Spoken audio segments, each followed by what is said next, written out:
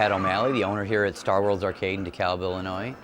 We've been here as a neighborhood arcade since 1985. We're like one of the last remaining neighborhood arcades. My slogan is, play the games today you missed from yesterday. We're up around over 900 games now in the collection.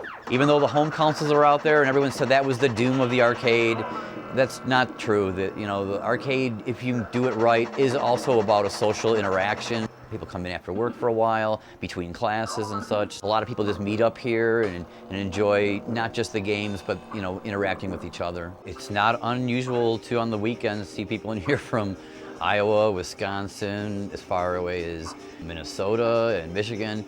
And we've had people from other countries come in. Younger generations come in here with their parents or their older brothers or sisters, and they get to see like Q*bert or Donkey Kong for the first time.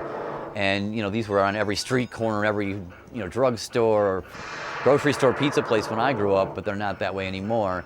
And now you have movies like Pixels and Wreck-It Ralph. I'm gonna wreck it! We were retro, we were whatever one wants to call it, classic, before it was even popular. And these younger generations are seeing these games and they actually get to really play them here. It's part of the drive that keeps it going. When I see that happen, I know I'm doing the right thing. I'm doing a lot to keep the home base of Star World. As you become a distributor, you realize that you're in customer service. As the business grew, that's what it totally is about. Other than Star World, we supply a barbecue restaurant chain. We're up in Madison, Wisconsin with a huge arcade that's part of a vintage pizzeria called Rossi's. And we do a lot of resort stuff in Wisconsin though. So our games are spread out all over the place. Star World here is my home base, and I bring the games back in, and that gives an immense selection and variety of the collection that goes through here. We work really hard to keep everything as original as we can. We have many suppliers of parts. The biggest thing is the video monitors. As you put a flat screen machine into a Pac-Man machine, it just doesn't look right, it doesn't look original.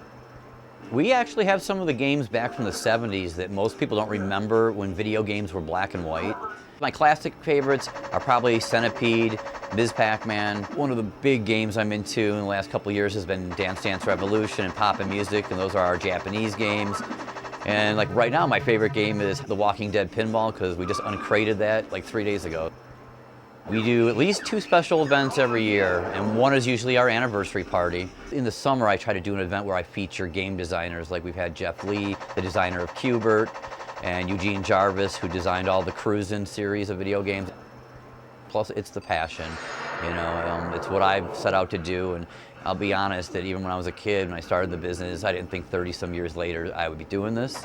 This last 2 years has been the busiest. The business has grown in probably 10 years, and I've got more work than I can handle some days. We're in a very good place.